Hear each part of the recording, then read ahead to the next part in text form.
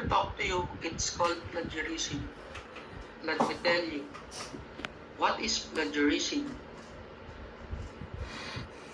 Plagiarism is a serious issue that everyone, including children, should be aware of. It is important to understand what plagiarism is, why it is wrong, and how to avoid it. Plagiarism is when someone uses another person's words or ideas and presents them as their own without giving proper credit to the original source.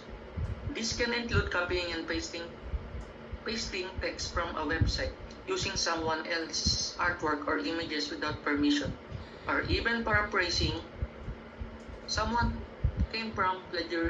someone else's work without acknowledging where the information came from. Plagiarism is wrong for several reasons. First and foremost, it is dishonest by taking credit for someone else's work.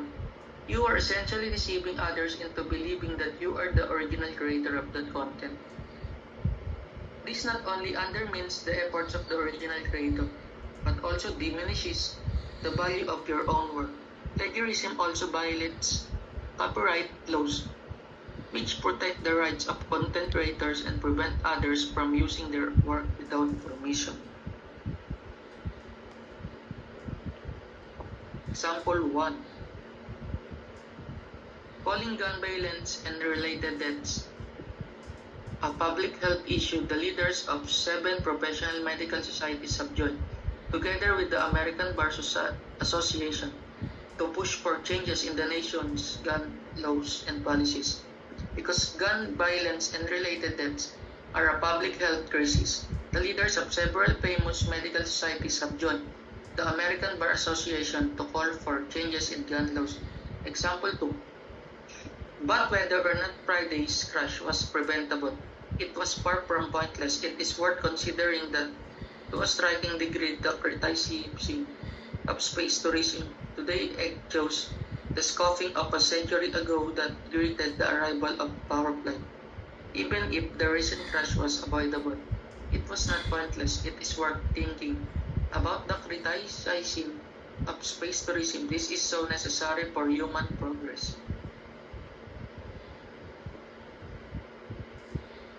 What does plagiarism? Plagiarism is a serious ethical issue that is commonly found in academic and professional settings. It is defined as the act of using someone else's work, ideas, or words without giving proper credit to the original source. This can include copying and pasting content from websites, books, or other sources, as well as paraphrasing someone else's ideas without citing them.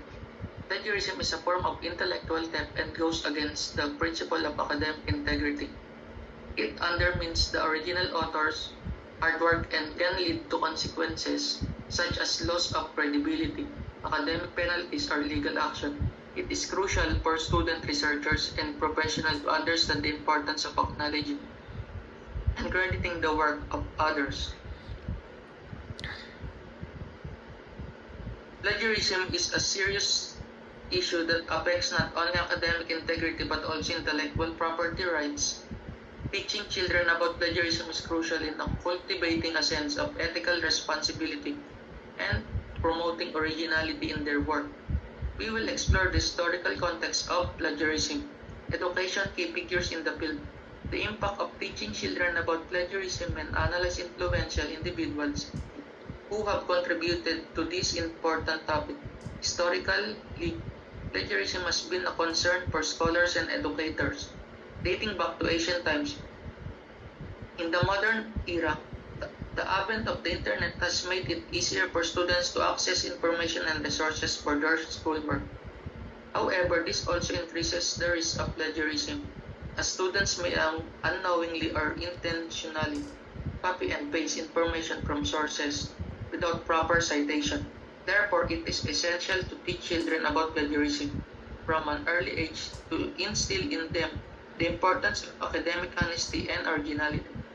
One of the key figures in the field of plagiarism education is Rebecca Moore Howard, a professor of writing and rhetoric at Syracuse University. Howard has conducted extensive research on plagiarism and has written several influential articles and books on this topic. In her work, Howard emphasizes the need for educators to teach students about the nonsense of plagiarism and help them develop critical thinking and writing skills to avoid it. Another influential figure in the field is Barry Gilmore, professor of education at the University of Winchester. Gilmore research focuses on strategies for teaching children about plagiarism and promoting academic integrity in schools. He advocates for a proactive approach to plagiarism education, involving students in discussion about ethical writing practices and providing them with the tools to avoid plagiarism. Let's learn about Lions. So you wanna go cite sources, research, Pebbleization. All of the information this site is writing by an expert. Pebble Go. The information here, same you find in site sources. About Lions, but all of this information is expert. All work you are not allowed to copy. It's true you can use this information to do this on sites. But if you copy exact share with others, you're stealing their ideas. That's plagiarism. But if you copy exact share with children, how can we take information site without plagiarism? What, like I've said, can copy downward from any source, not Google Doodle. Can learn the another sources, but in your own way. It's called paraphrasing. It means in your own words we make sense. Paraphrasing is the very good thing. Another easy to learn information is by citing source, citing where you get the information, such you really do about your paper when you cite the sources. It to find easily, it's able the teacher to check your work to make sure brief you down the correct ideas in your own words. Great researchers check out lots of sources and collect lots of information. Write and share what they learn in their own words. You are not allowed to plagiarize ever.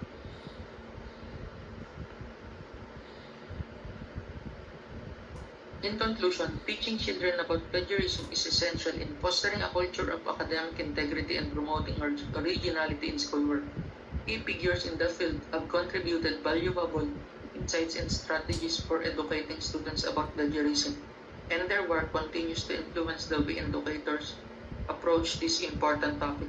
By empowering children to write ethically and responsibly, we can help them develop the skills they need to succeed in school and